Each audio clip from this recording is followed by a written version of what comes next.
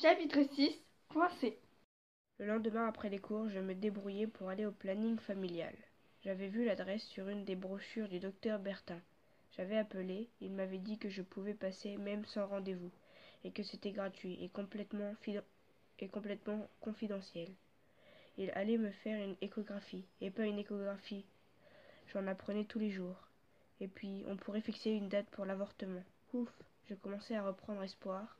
J'allais peut-être pouvoir me tirer de la merde sans trop de dégâts.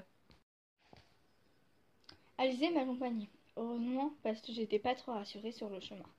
Je n'arrêtais pas de le regarder partout autour pour voir s'il n'y avait personne qui nous suivait. Mon père, par exemple, j'imagine l'embrouille, tomber nez à nez avec le paternel à la porte du planning. Je peux savoir ce que tu fais là, Clem? Oh, rien, je me balade. Je prends un peu l'air après les cours. C'est ça, ouais, je prends vachement l'air. À l'intérieur, c'était un peu relou comme ambiance. Il y avait des filles que je ne connaissais pas. Encore heureux. Assises sur des chaises en plastique dans la salle d'attente. Elles n'avaient pas l'air super jouasses. Je devais leur ressembler vu la tête que tirait Alizée quand elle me regardait. Au mur, c'était plein de posters sur les MST. Super. Ça met tout de suite à l'aise. Et puis évidemment des trucs sur la contraception sans commentaire. Mes yeux s'attardèrent sur une affiche qui parlait du droit à l'IVG. Et puis une dame en blouse blanche m'appela direction la salle d'écho. La dame me demanda de me mettre en culotte et de m'allonger sur la table. J'obtempérai le papier grisace sur moi, comme 2 jours avant chez le docteur Bertin. Je n'aimais pas ce bruit. Ça me donnait un drôle de pressentiment. Ensuite, la dame me demanda de soulever mon t-shirt juste en haut de mon ventre. Elle saisit un flacon et me dit « Attention, ça va être un peu froid ». Puis elle me renversa une sorte de gel bleu hyper glacé au bas du bide. Je sursautai. C'était quoi ce machin du son d'extraterrestre? Je vous avais prévenu, c'est un peu froid, reprit la dame en souriant. Mais ses yeux ne souriaient pas. Ils avaient l'air fatigués. Elle avait dû en avoir passé des minettes comme moi qui sursautaient quand elle leur étalait son gel. Des filles enceintes qui ne voulaient pas garder leur môme et qui venaient ici en loose-lait. La dame prit ensuite une sorte de long bidule à bon goût et commença à me baser sur le bas du ventre en appuyant pas mal. Qu'est-ce qu'elle faisait? La dame n'était pas du genre causant. Elle gardait les yeux fixés sur un écran d'ordi à côté d'elle. Et moi, je n'osais pas trop poser de questions. Au début, il y avait que du noir sur l'écran. Et puis, une image apparut en gris et blanc. C'est à ce moment-là que j'ai compris que c'était une échographie. J'ai tourné la tête vers le mur à ma droite. Je n'ai plus bougé. Je n'avais pas envie de voir ce truc-là sur l'écran. La dame n'a rien dit, et je n'ai rien demandé. Elle s'est contentée de griffonner sur son petit carnet et d'appuyer à plusieurs reprises sur le clavier de son ordi. À la fin, elle m'a donné du papier pour que j'essuie le gel. J'ai dit merci, je me suis rhabillée et j'ai rejoint Alizée dans la salle d'attente. Après, il a fallu patienter un bon bout de temps.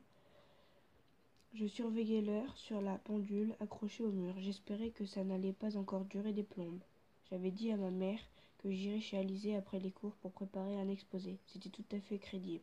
J'allais souvent chez Alizée, mais pas que pour préparer des exposés. Jusqu'à présent, mes parents m'avaient toujours fait confiance. Une pointe de culpabilité s'insinua en moi. À un moment, la dame en blouse blanche vint me donner une grande enveloppe rose qui contenait, me dit-elle, les clichés de mon échographie et son observation très bien. Je me gardai bien de l'ouvrir, puis une autre dame se présenta devant moi et m'invita à gagner son bureau. Je lançai un regard muet à Alizée, elle hocha la tête, elle aussi sans rien dire, puis je suivis la dame, mon enveloppe à la main. C'était une femme brume, assez belle, entre 2 âges. Elle avait le teint mat. Elle faisait espagnole, ou plutôt italienne. Je sais faire la différence. Quand elle me parla, je remarquai son léger accent. Elle était très gentille, pourtant je restais sur mes gardes. J'avais envie de rien lâcher. Pour le coup, je lui tendis l'enveloppe et je ne pris pas de gants. Voilà, j'ai fait l'échographie et maintenant je veux avorter. Sans me répondre, elle ouvrit l'enveloppe et en sortit une fiche rose, lui aussi. Elle le déplia et son regard se mit à descendre lentement le long de la page. J'essayai de ne pas me tortiller sur ma chaise, je retenais ma respiration. Enfin, au bout d'un temps, il me parut infini. Elle releva les yeux vers moi, son regard était perçant. « Vos parents sont au courant ?» me demanda-t-elle. « Non, je n'ai pas besoin de leur permission si je ne veux pas le garder. » Mon ton était revendicatif. « Vous avez raison. » Elle marqua un silence, puis elle reprit. « Le problème, c'est que vous ne pouvez pas avorter. » Je bondis. « Mais pourquoi? On est en France. » Ce qui, quand on y pense, est un peu débile comme argument. La dame reprit imperturbable. « Oui, mais vous êtes enceinte de plus de 14 semaines, mademoiselle. C'est trop tard. » La nouvelle fondit sur moi comme un aigle du ciel. Toute serre ouverte, je me débattis d'abord, insistai, cherchai. Chercher des explications, j'appris qu'en France, on ne pouvait pas avorter passé la 12e semaine de grossesse. Je suppliai enfin. Rien n'y fit. Vaincu, je me relevai de ma chaise et me dirigeai vers la porte, le dos rond. « Mademoiselle, me rappela l'employé. Quoi? Vous oubliez votre échographie. Vous allez en avoir besoin. » Je revins sur mes pas et saisis l'enveloppe. Puis je sortis sans même penser à dire au revoir ni merci. Je fonçai directement vers la sortie et Alizée fut forcée de me courir après pour me rattraper. Arrivé dans la rue, je ne pensais plus du tout à regarder autour de moi pour voir s'il y avait quelqu'un que je connaissais. Je déballai tout à Alizée d'une voix blanche. « Mais qu'est-ce que tu vas faire ?» me demanda Alizée d'une voix aussi blanche que la mienne. « Je ne sais pas. À 2 semaines près, c'est trop dur. Je suis complètement coincée là. Qu'est-ce que tu veux que je fasse ?» Je demandai d'une voix désespérée. « Tu vas être obligée de le dire à tes parents maintenant, » répondit Alizée sur le ton de l'évidence. Je m'arrêtai net au milieu du trottoir. J'avais pas pensé à ça tout de suite. Le problème des parents, c'était la tuile finale. J'étais perdue. Ah non, ça c'est juste pas possible. Je vais me faire tuer. Mais non, peut-être qu'ils sont cool, tenta Alizée.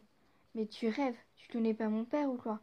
Ah ouais, c'est vrai, soupira Alizée, aussitôt convaincue. Mon père, rappelons-le, était aussi un prof de sport. Elle voyait tout à fait ce que je voulais dire. On se remit à marcher. Alizée gardait le silence, preuve que la situation était extrêmement grave.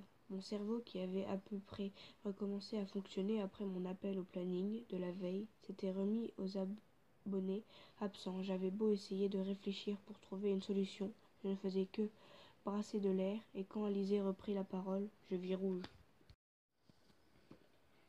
Ah non mais, c'est un truc de ouf, s'exclama-t-elle, genre étonnée, et même presque contente. J'arrive pas à réaliser que tu vas avoir un gosse. Oh là là, j'hallucine trop. C'est... Je la coupais direct. Écoute, lâche-moi, ok? Je vais être seule. Là, je veux même pas en parler. Et je la plantai sur le trottoir. Cette fois, elle ne tenta même pas de me suivre. Voilà, donc j'espère que ce chapitre vous aura plu. N'hésitez pas à aimer et bien sûr à commenter et à vous abonner. On se retrouve pour un autre chapitre la semaine prochaine. Au revoir. Ah non mais, c'est un truc de ouf, s'exclama-t-elle, genre étonnée, et même presque contente. J'arrive pas à réaliser que tu vas avoir un gosse. Oh là là, j'hallucine trop. C'est... Je la coupais direct. Écoute, lâche-moi, ok? Je vais être seule. Là, je veux même pas en parler. Et je la plantai sur le trottoir. Cette fois, elle ne tenta même pas de me suivre.